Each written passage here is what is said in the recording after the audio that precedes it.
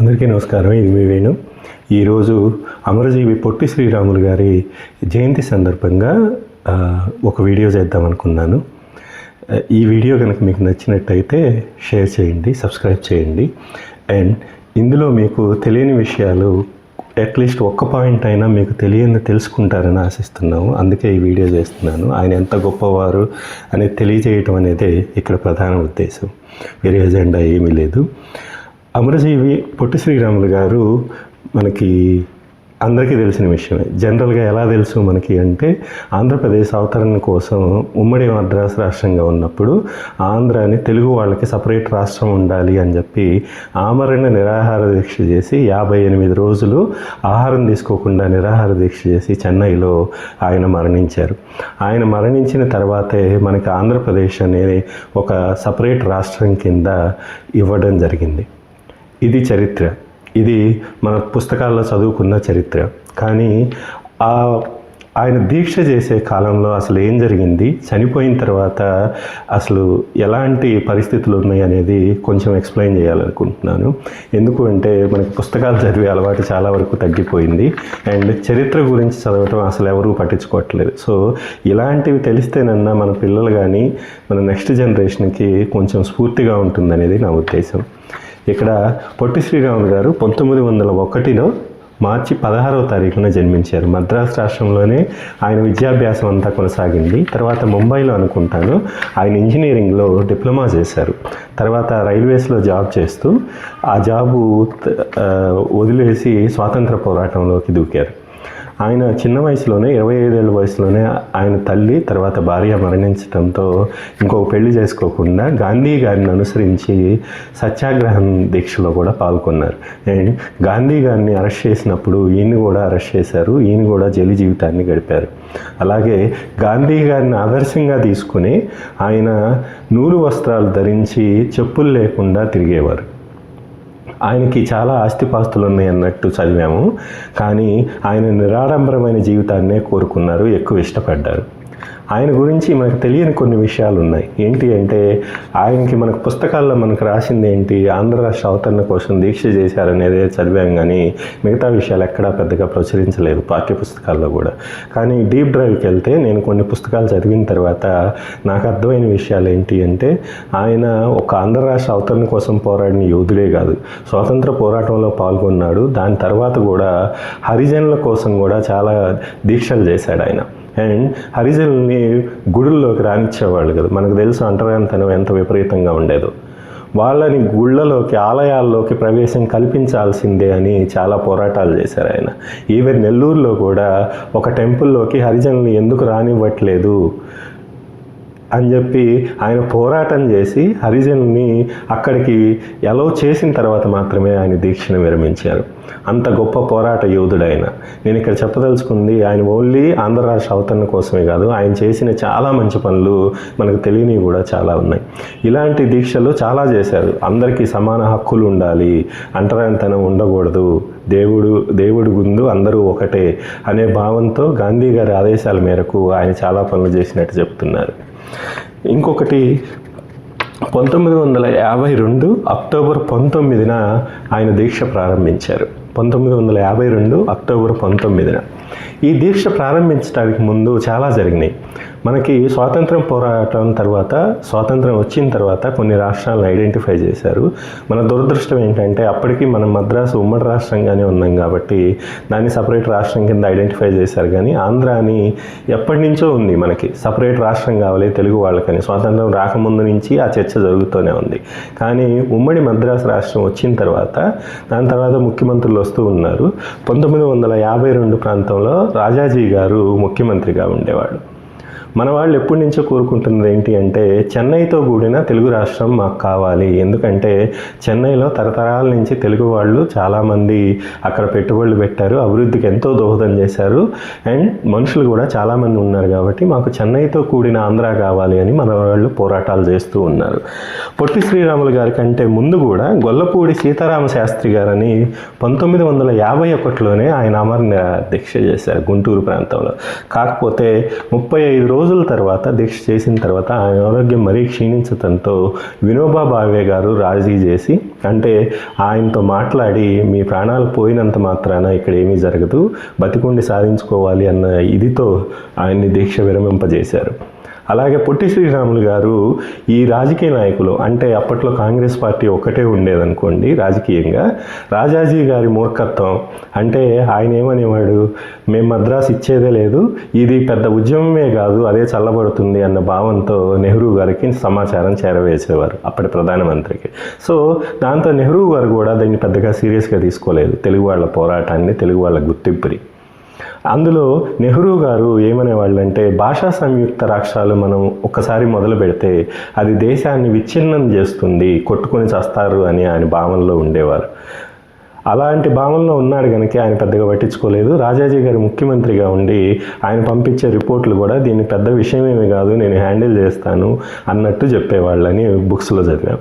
అందుకే కేంద్ర ప్రభుత్వం దాన్ని అంత సీరియస్గా పట్టించుకోలేదు. కానీ మన రాష్ట్ర ప్రభుత్వంలో ఉన్న కొంతమంది నాయకులు, టంగుటూరి ప్రకాశం పంతులు గారు ఒక మెయిన్ నాయకులు.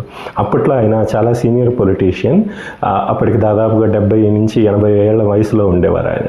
అప్పుడు ఆయన ధైర్యంగా మాట్లాడేవాళ్ళు. ఆయన లాంటి వాళ్ళు కొంతమంది ధైర్యంగా కేంద్ర ప్రభుత్వంతో చర్చలు సాగించారు. మాకు తెలుగు రాష్ట్రం ఉండాల్సిందే అని ధైర్యంగా మాట్లాడే వాళ్ళలో ప్రకాశం పంతులు గారు మొదట ఉండేవాళ్ళు.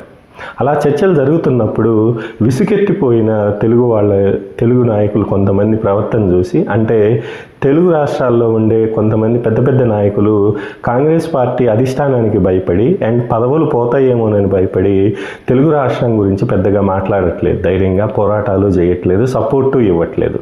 రాజాజీ గారు ముఖ్యమంత్రిగా ఉన్నప్పుడు ఆయనకి ఇష్టం లేదు కదా, మనం ఎందుకు ఆయనకు కోపం తెప్పించడం అని చెప్పి చాలామంది రాజకీయ నాయకులు పోరాటాన్ని వదిలేశారు.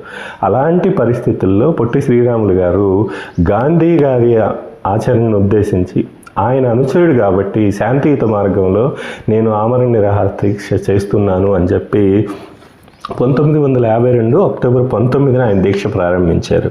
అక్కడ బులుసు సాంబమూర్తి గారని ఆయన ఏదో గవర్నర్గానో ఏమో రిజైన్ చేస్తున్నారు, రిటైర్గా, ఆయన ఇంట్లో వరండాలో దీక్ష ప్రారంభించారు. అప్పుడు చాలామంది పొట్టి శ్రీరాములు గారికి ఆశ్రయం ఇవ్వటానికి, అంటే దీక్ష కోసం వెతుకుతున్నప్పుడు చాలామంది భయపడ్డారు కాంగ్రెస్ నాయకులు. ఆయనకి ఆశ్రయం ఇస్తే రాజాజీ గారికి కోపం వస్తుందేమో ముఖ్యమంత్రి గారికి అని. కానీ సాంబమూర్తి గారు ధైర్యంగా నా ఇంట్లో చేసుకోండి అని చెప్పారట. ఆయన వరండాలో దీక్షను ప్రారంభించారు. అండ్ ఇక్కడ ఇంకొక విచారకరమైన విషయం, మన ఆంధ్ర నాయకులు, తెలుగు నాయకులు అని ఎవరైతే చెప్పుకుంటున్నారో ఆ రోజుల్లో చాలామంది ఆ దీక్ష దరిదాపులకు కూడా వెళ్ళలేదు, ముఖ్యమంత్రి గారికి కోపం వస్తుంది అని. కానీ టంగుటూరి ప్రకాశం పంతులు గారు, కొంతమంది నాయకులు రోజు వెళ్ళి ఆయన దీక్షని కొనసాగించడానికి ఉత్తేజాన్ని ఇచ్చేవాళ్ళు. కానీ కొన్ని రోజుల తర్వాత, దాదాపుగా 50 రోజుల తర్వాత అయితే ఆయనలో చలనం లేని పరిస్థితికి వచ్చేసారు ఆయన. అందరూ చెప్పారు, ఈవెన్ టంగుటూరి ప్రకాశం పంతులు గారు కూడా చాలా విషమిస్తుంది ఆరోగ్యం, విరవిద్దాము, ఇంకో రకంగా పోరాటం చేద్దాము అని చెప్పి చూశారని చదివాం మనం. చాలామంది చెప్పి చూశారు పొట్టి శ్రీరాములు గారు. కానీ ఆయన ఒకటే అన్నారు, తెలుగు వాళ్ళ కోసం నా ప్రాణం పోయినా పర్వాలేదు, ఈ దీక్షను మాత్రం విరమించేది లేదు, పోనివ్వండి, నా ప్రాణం పోయిన తర్వాత అయినా ఇస్తారేమో అన్నట్టు ఆయన దీక్ష ముందు అదే చెప్పారు, దీక్షలో కూడా అదే చెప్పారట. 50 రోజుల తర్వాత ఆయన శరీరం పూర్తిగా సహకరించటం మానేసింది. ఒక బుక్లో నేను చదివింది, పట్టుకుంటే చర్మం కూడా ఊడిపోయేలాగా ఉంది. ఆ పరిస్థితుల్లో ఆయన అప్పటికి ఎంతమంది చెప్పినా ఆయన విరమించలేదు. శరీరం దాదాపుగా కుళ్ళిపోయిన స్టేజ్కి, మూత్రపిండాలు అన్నీ పాడైపోయి ఆహారం లేక కుళ్ళిపోయిన పరిస్థితికి వచ్చింది. అలా 58 రోజుల తర్వాత ఆయన చనిపోయారు. ఆయన చనిపోయింది డిసెంబర్ 19 అర్ధరాత్రి ఆయన చనిపోయారు. అంటే అక్టోబర్ 19న ప్రారంభించారు, డిసెంబర్ 19న ఆయన చనిపోయారు అర్ధరాత్రి. కానీ మన తెలుగు వాళ్ళ గురించి మనకు తెలిసిందే కదా, అప్పటికి ఎవరికి పెద్దగా చలనం లేదు. ప్రకాశం పంతులు లాంటి వాళ్ళు, కొంతమంది ఘంటసాల లాంటి వాళ్ళు అక్కడే ఉండి, ఈ ప్రకాశం పంతులు గారు రాజకీయంగా దీన్ని పోలరైజ్ చేయడానికి ఢిల్లీ వాళ్ళతో మంతనాలు కానీ, చెన్నైలో మంతనాలు కానీ, ఆయన రాజకీయంగా దీన్ని ఎలా సాధించాలి, ఇప్పటికైనా సాధించాల్సిందే అని ఆయన వ్యవహారాలు చూస్తున్నారు. ఆ బాడీ దగ్గర ఘంటసాల గారు, మిగతా వాళ్ళ మిత్రులు అందరూ ఉన్నారు. విచారకరమైన విషయం 16వ తారీఖున ఆయన పార్థివ దేహాన్ని శరీరాన్ని ఎద్దుల బండి మీద ఒక పెట్టె మీద పెట్టి అందరికీ కనిపించేలాగా పెట్టి ఊరేగింపుగా తీసుకొస్తుంటే ఆయన ఇంటి నుంచి బయలుదేరినప్పుడు సామూర్తి గారి ఇంటి నుంచి బయలుదేరినప్పుడు కొద్ది మంది మాత్రమే ఉన్నారు. పెద్ద పెద్ద రాజకీయ నాయకులు ఎవరూ కూడా దరిదాపులకు వెళ్ళలేదు ఇనీషియల్గా. ఎందుకంటే రాజాజీ గారికి కోపం వస్తుందేమో ముఖ్యమంత్రి గారికి అని, తమిళనాడు ముఖ్యమంత్రికి. కొద్దిమంది మాత్రమే ఉన్నారు. వెళ్తూ ఉండగా ఘంటసాల గారు దుఃఖాన్ని ఆపుకోలేక ఆయన తెలుగు వాళ్ళని తిడుతూ ఎలా ఇంతటి చలనం లేకుండా ఉన్నారు, పోరాట స్ఫూర్తి ఏమైంది అని ఆయన బాధపడుతూ ఏడుస్తూ నడి రోడ్డు మీద ఏడుస్తూ ఎద్దుల బండి ముందు పాడటం మొదలుపెట్టారట. ఆయనకి ఇష్టమైంది, ఆయనకి చేతనైంది పాటలు రాయటమే కాబట్టి ఆయన అప్పటికప్పుడే ఆయన భావాల్ని పాట రూపంలో ఏడుస్తూ పాడటం మొదలుపెట్టారు, పెద్దగా అరుస్తూ నడి రోడ్డు మీద. ఆయన ఏడుపు చూసి తెలుగు వాళ్ళ మొత్తానికి అప్పటికి సిగ్గొచ్చిందనాలో మరి ఏమనాలో తెలియదు, కానీ అప్పటికి చలనం లేని రాజకీయ నాయకులు కానీ సామాన్య ప్రజలు, మద్రాసులో ఉన్న సామాన్య ప్రజలు ఘంటసాల గారు ఏడుస్తూ ఎలుగెత్తి పాడుతూ ఉంటే అప్పుడు కానీ మన వాళ్ళకు ఉక్రోషం రాలేదు. అప్పటికి ఆయన ఏడుస్తూ పాడుతూ ముందుకు తీసుకెళ్తుంటే కొద్ది దూరం పోయేసరికి ఉప్పెనలాగా జనాలు పోగయ్యారు. ఆయన ఏడుపును చూసి తట్టుకోలేక ఇంకా అల్లర్లు చేయటం మొదలుపెట్టారు, రైల్వే స్టేషన్ తగలబెట్టారు. ఇలా అప్పటికప్పుడే హింసాత్మకంగా మారిపోయింది. అప్పటికి రాజాజీ గారు ముఖ్యమంత్రిగా ఉండి నెహ్రూ గారితో మాట్లాడుతూ నేను దీన్ని అణిచివేస్తాను, ఇదేం పెద్ద విషయం కాదు అన్నట్టు చెప్పారు. ఈవెన్ దీక్షలో ఉన్నప్పుడు కూడా రాజాజీ గారిని సంప్రదించి చర్చలు జరపండి అంటే నేనేం కూర్చోమనలేదు కదా గవర్నమెంట్ తరఫున, ఆయనే కూర్చున్నాడు, ఆయనే విరమిస్తాడులే అని నిర్లక్ష్యంగా మాట్లాడేవాడట. ఈవెన్ చర్చలు కూడా జరగలేదు ఆయన చనిపోయేంత వరకు. ఆయన చనిపోయిన తర్వాత ఘంటసాల గారి గొంతెత్తి పాడిన తర్వాత ఆంధ్ర ప్రజల్లో ఉక్రోషం బయటకు వచ్చి అప్పుడు విధ్వంసాలకు దిగారు. చెన్నైలో కానీ తర్వాత అమలాపురం, విజయవాడలో కూడా. అప్పటికి రాజాజీ గారి అహంకారం ఎలా ఉండేదంటే అప్పటికీ చర్చలకు పిలవకుండా కాల్పులకు ఆదేశాలు ఇచ్చారు. ఘర్షణలు అణచివేయడానికి, కాల్పులు జరపడానికి కూడా పర్మిషన్ ఇస్తే దాదాపుగా చెన్నైలో కానీ ఆంధ్రాలో కానీ 7-6 కాల్పుల్లో చనిపోయారు. ఘంటసాల గారు అంత ఉక్రోషంగా ఏడవడానికి కూడా ఇంకొక కారణం కూడా ఉంది. ఏంటి అంటే ఆయన శరీరాన్ని ఊరేగింపుగా తీసుకొస్తుంటే పరభాషా జ్ఞానులు కొంతమంది వచ్చి అడ్డుకున్నారు. ఇది మహారాష్ట్రం, మీ వాళ్ళని ఊరేగింపుగా చేయడానికి, మీ భాష కోసం పోరాడిన ఊరేగింపు చేయడానికి అడ్డుకున్నారు అక్కడ. అండ్ అధికారులు కూడా ఊరేగింపు పర్మిషన్ లేదు, మేము చేయనీయమని అడ్డుకునే ప్రయత్నం చేశారు. అప్పుడు ఘంటసాల గారికి తెలుగు వాళ్ళు అయ్యండి పోరాటం చేయట్లేదు, చనిపోయినా కానీ మేల్కోరా మీరు అని ఆయన గొంతెత్తి పాడటం మొదలుపెట్టాడు. అప్పుడు కానీ జనాల్లో ఉక్రోషం వచ్చి విధ్వంసాలకు దిగారు. ఘర్షణలు చెలరేగా ఎక్కడికక్కడ తెలుగు వాళ్ళంతా ఉద్రేకంతో ఉడికెత్తిపోయారు.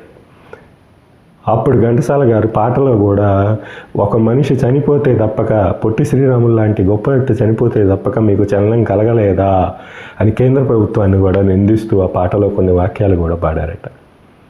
అలా ఆయన పార్థివ దేహాన్ని ఊరేగింపుగా తీసుకెళ్లే కొన్ని ఘర్షణలు పెరుగుతూ వెళ్ళిపోయాయి.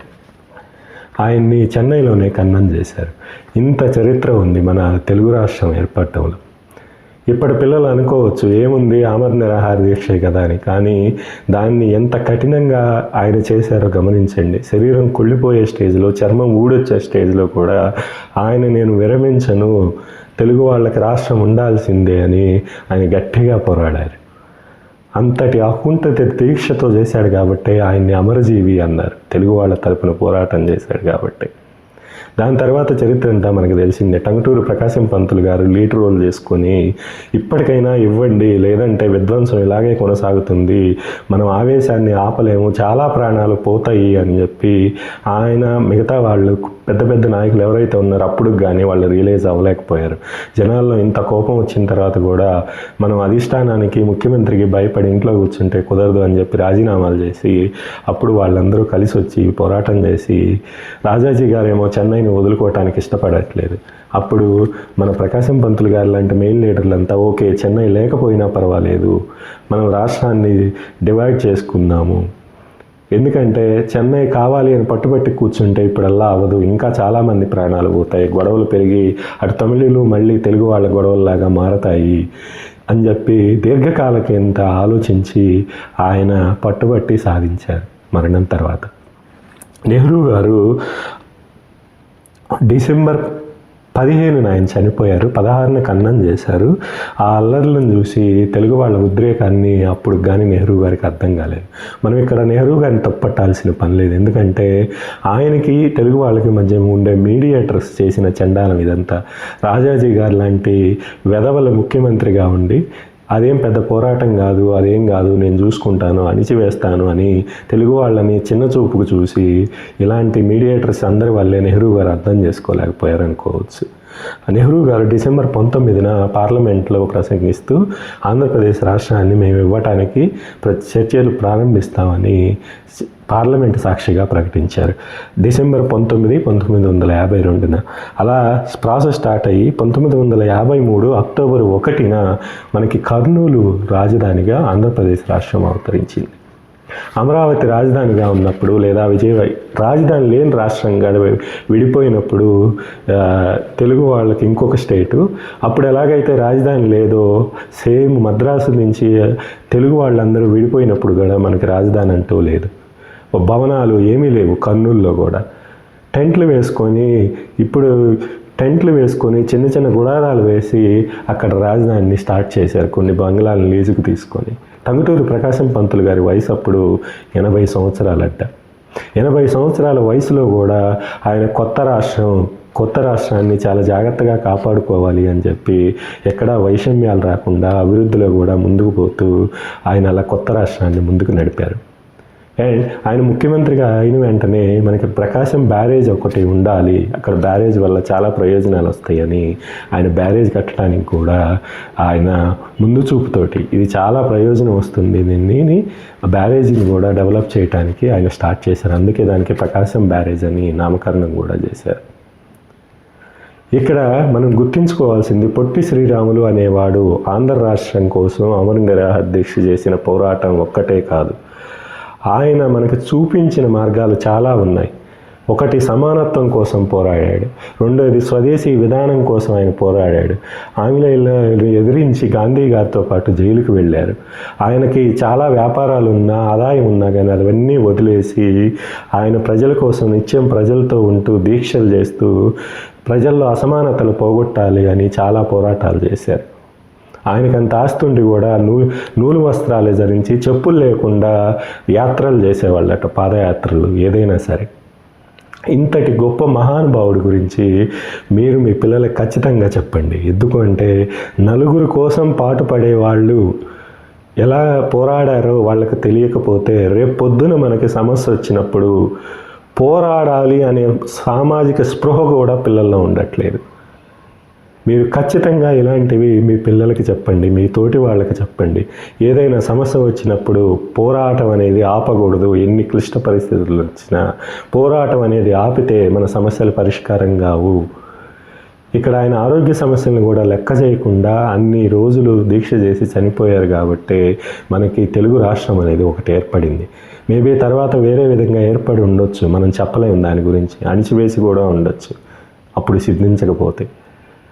సో ఆయన్ని గుర్తు చేసుకుంటూ ఈరోజు మన తెలుగు తెలుగు రాష్ట్రాల్లో ఒకటైన అమరావతిలో, ఆంధ్ర రాష్ట్రంలో అమరావతి క్యాపిటల్ సిటీలో ఆయన 58 అడుగుల విగ్రహాన్ని ప్రతిష్ఠిస్తున్నారు. ఇది చాలా సంతోషకరమైన విషయం. ఎందుకంటే అమరావతిని ఫ్యూచర్లో టూరిజం కింద బాగా డెవలప్ చేస్తారని చెప్తున్నారు. అక్కడికి వెళ్ళిన ప్రతి ఒక్కరూ కూడా ఖచ్చితంగా అంత పెద్ద విగ్రహం ఉంది కాబట్టి ఆయన చూసుకొని ఆయన చరిత్రను తెలుసుకునే ప్రయత్నం చేస్తారు. అండ్ ఇది చాలామందికి స్ఫూర్తిదాయకం అవుతుంది కాబట్టి ఇది చాలా మంచి విషయమే. రాజకీయ నాయకులు, ఇప్పటి తరం రాజకీయ నాయకులు కాకుండా గొప్ప గొప్ప వాళ్ళ విగ్రహాలు పెట్టడం వల్ల ఉపయోగాలు చాలా ఉంటాయి. మనం అనుకోవచ్చు విగ్రహాలకు ఎందుకు ఖర్చు చేస్తున్నారు అని, కానీ అది చాలా స్ఫూర్తిదాయకంగా నిలుస్తుంది భవిష్యత్ తరాలకి. పోరాటం అంటే ఏంటో చెప్తుంది మీ పిల్లలకి. ఒక సమస్య వచ్చినప్పుడు ఎలా పోరాడాలి, శాంతియుతంగా ఎలా పోరాడాలో చెప్తుంది. హింస ఒక్కటే మార్గం కాదు, శాంతియుతంగా మనం చాలా సాధించవచ్చు అని కూడా ఇది మనకు చెప్తుంది. Thank you. ఈ వీడియో మీకు నచ్చినట్టయితే షేర్ చేయండి అండ్ మీ కామెంట్స్ కూడా చెప్పండి. Thank you.